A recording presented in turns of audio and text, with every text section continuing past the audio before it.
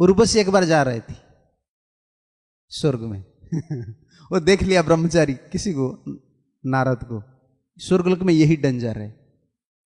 उर्वशी ने देख लिया ब्रह्मचारी को पकड़ना आसान नहीं होता है, कोई नहीं ना उसका पास, पिताजी नहीं है, माताजी नहीं है, कोई नहीं है, अकेला है ना, अकेला जो घूमता है ना वो बहुत डेंजर है। अकेला नारी के लिए अच्छा नहीं है और पुरुष के लिए भी अच्छा नहीं है। अकेला कभी नहीं, अकेला क्या क्या नहीं करना चाहिए पता है ना आपको?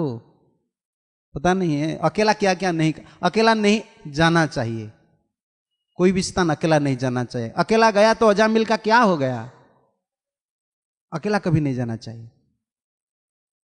और अकेला कोई क्या बोलते हैं, डिसीजन, निष्पत्ति बोलते हैं ना, अकेला कोई डिसीजन नहीं लेना चाहिए, पूछना चाहिए। जूनियर है तो उनको पूछना चाहिए, सीनियर है उनसे परामर्श करना चाहिए। अकेला कोई डिसीजन नहीं लेना चाहिए और अकेला भोजन नहीं करना चाहिए। एक दोष है, मिठाई वगैरह मिलता है ना, अकेला हम चला देते हैं, ये सबसे बड़ा दोष है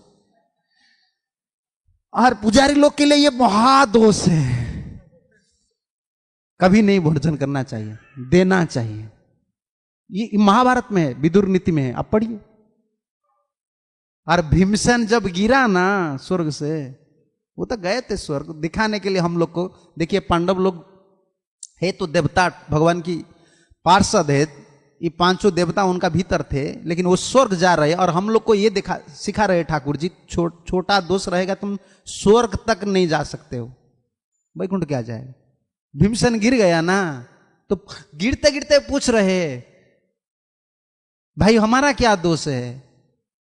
युधिष्ठिर बोल रहे तुम्हारा यही दोष है, भोजन के समय तुम मुझे पूछते हो या अर्जुन को पूछते हो, चला देते हो, यही तुम्हारा दोष है। हमारा इस्कन में कितना महाराज भक्त प्रभुपाद जी का शिष्य अकेला कभी नहीं भोजन करते हैं, बुलाते हैं, कोई है ना उनको बुलाओ, कभी अकेला नहीं खाते। ये महान शिक्षा प्रभुपाद से उन्होंने लिया है, अकेला कभी भोजन नहीं करते, बुलाते हैं। अकेला भोजन करते से मन चंचल होता है, अरे मिठाई वगैरह मिल गया ना लगा देते हैं, कितना पता नहीं चलता है। संग में भोजन करना ये दोष है। और अकेला उर्वशी भी घूम रहा है ना, जो नारी अकेला है वो डेंजर है। और जो ब्रह्मचारी अकेला है ना, ब्रह्मचारी को संग में रहना चाहिए, दुर्ग में रहना चाहिए। दुर्ग कौन है? ये दुर्ग है, ये दुर्ग है। भक्ति संग में रहना चाहिए। और ब्रह्मचारी लोग अमृत भोजन करना चाहिए। अमृत क्या है? ठाकुर जी की प्रसाद, जब भूख लगे तभी भोजन करना चाहिए। भूख लगना ही भोजन नहीं, अमृत। अकेला कभी नहीं जाना चाहिए, कहां भी अकेला भी नहीं रहना चाहिए, भक्त लोग का साथ ही रहना चाहिए। अकेला रहने से मन ले जाता है, कहां ले जाता है पता नहीं चलता है। माया का गोद में ले जाएगा, बताएगा तुम थोड़े टाइम के लिए सो जाओ मेरा गोद में। बहुत बलवान है। उर्वशी ने पकड़ लिया किसी को, देखा ना नारद को। नारद तो ब्रह्मचारी है, ठाकुर जी का अवतार है, बहुत सुंदर है। भक्त लोग क्या करे, सेविंग हो जाते फिर भी सुंदर लगता है, क्या करे, यही तो बड़ा है। तो काला लेकिन लगा देते हैं ना तिलक, माया पीछे में पड़ जाता है। तिलक, ये इतना महिमा है ठाकुर जी का तिलक का। कोई भी कितना गंदा, देखिए ना अफ्रीका भक्त लोग तिलक लगा देते हैं ना, सुंदर लगते हैं। तिलक मुछ देते हैं ना, तब तो उनको देखने के लिए आपको अच्छा नहीं लगेगा। तिलक का इतना बड़ा महिमा है। ठाकुर जी इसीलिए तिलक लगाते हैं ना, कृष्ण तिलक लगाते हैं। कस्तूरी तिलकम ललाट पटले बक्षस्थले कौस्तुभम, ठाकुर जी भी तिलक लगाते। तो नारद को देखा, कल मैं तुम्हें शादी करूंगा। नारद तो पक्का ब्रह्मचारी है ना। जब ये तो कोई अटक आ जाता है ना, माया अटक करता है ना, तो ब्रह्मचारी लोग को बहुत चालाक होना चाहिए। नारद को पता है ना मैं शादी करूंगा, मुझे पता नहीं है स्वर्ग लोक में जो रहता है नारी लोग का भीतर क्या है, मुझे पता नहीं है। तुम्हारा भीतर क्या है, मल है, मूत्र है, सब दुर्गंध चीज है, सुगंध चीज कोई है? उर्वशी ने बताया तुमको पता है, तुम जो बोल रहे हैं ना ये भूलोक की नारी का बात है। पृथ्वी में नारी लोग का भीतर मल है, मूत्र है, दुर्गंध, दुर्गंध है बोलते ना हिंदी में, सुगंध नहीं है। मेरा हृदय में क्या है, मेरा देखना तुम चाहती हो, देखो फाड़ लिया, सुगंध निकला, तब क्या करेगा वो पकड़ने के लिए, मैं तुम्हें शादी करूंगा। तब नारद बहुत चालाक है, जो भक्त होता है ना वो बहुत चालाक होता है।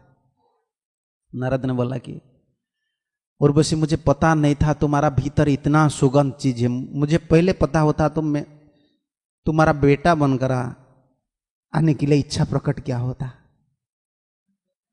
तुम मेरा मां हो जाते थे। तब उर्वशी ने बोला जब मुझे मां बोल दिया और मेरा गर्भ में जन्म लेने का संकल्प कर रहा है, तब बोला ठीक है आज मैं तुझे छोड़ दिया, आज मैं तुझे छोड़ दिया, नहीं तो खतरनाक, मेरा कवल में सब है, इंद्र भी है, मेरा इंडिकेशन में इंद्र चलता है, स्वर्ग लोक में यही डेंजर है। काम चंद्रमा ने किया, चंद्रलोक की बात बोल रहे हैं, चंद्रमा ने क्या किया, तारा को ले आया एक, आ जाओ। काम का प्रबल स्वर्गलोक में भी है, काम का प्रभाव बहुत बड़ा प्रभाव। सिर्फ ये शरीर जो है ना भक्त का, इधर भी काम है, लेकिन काम को मिटाने के लिए हमारा पास अस्त्र है।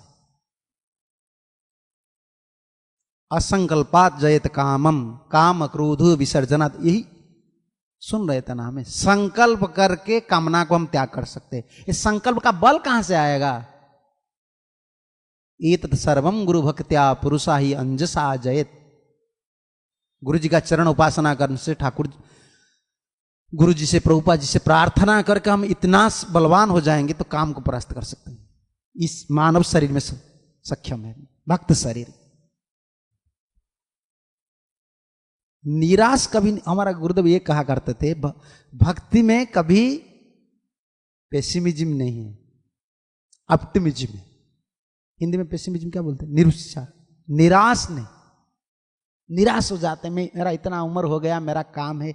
भाई इतना उम्र हो जाने का बाद शरीर में काम है, काम तो कभी नहीं जाएगा जब तक प्रेम प्राप्ति नहीं करेंगे। तो शादी करने से क्या काम चले जाते हैं?